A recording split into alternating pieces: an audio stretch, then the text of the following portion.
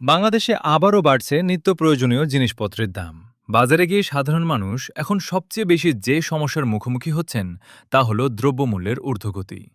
রাজধানী ঢাকাসহ দেশের বিভিন্ন এলাকায় বাজার ঘুরে দেখা গেছে চাল, ডাল, তেল, সবজি থেকে শুরু করে প্রায় সব ধরনের পণ্যের দাম আগের তুলনায় বেড়ে গেছে।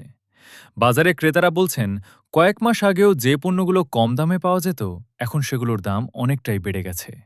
বিশেষ করে ভোজ্য তেল, পেঁয়াজ, ডিম এবং সবজির দাম বৃদ্ধিতে সবচেয়ে বেশি চাপে পড়েছেন নিম্ন ও মধ্যবিত্ত পরিবারগুলো। ব্যবসায়ীরা বলছেন আন্তর্জাতিক বাজারে পণ্যের দাম বৃদ্ধি, পরিবহন খরচ এবং বিভিন্ন কারণে বাজারের প্রভাব পড়ছে, ফলে খুচরা বাজারেও দাম বাড়ছে। অন্যদিকে অর্থনীতিবিদরা মনে করছেন যদি বাজার তদারকি আরও শক্তভাবে করা হয় তাহলে কিছুটা হলেও দাম নিয়ন্ত্রণে রাখা সম্ভব। এদিকে সরকার বলছে বাজার পরিস্থিতি নিয়ন্ত্রণে রাখতে নিয়মিত অভিযান এবং মনিটরিং করা হচ্ছে। তবুও সাধারণ মানুষ চাইছেন দ্রুত দ্রব্যমূল্য কমানোর কার্যকর পদক্ষেপ।